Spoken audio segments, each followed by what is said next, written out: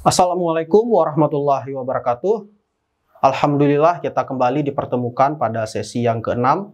Bapak Ibu yang saya hormati, pada sesi ke-6 ini kita akan membahas aplikasi pembelajaran terpadu dan kelas rangkap. Pembahasan materi aplikasi pembelajaran terpadu dan kelas rangkap akan dibagi menjadi dua bagian. Yang pertama terkait aplikasi pembelajaran terpadu dan aplikasi pembelajaran kelas rangkap. Bapak Ibu melalui pembelajaran yang ke-6 ini, Bapak Ibu diharapkan dapat menjelaskan tentang sejarah pendekatan pembelajaran terpadu dan kelas rangkap sebagai kedua pendekatan pembaharuan dalam pembelajaran serta bagaimana keduanya dilaksanakan dalam dewasa ini. Secara lengkap, mari sama-sama Bapak Ibu dapat mempelajarinya melalui e-learning.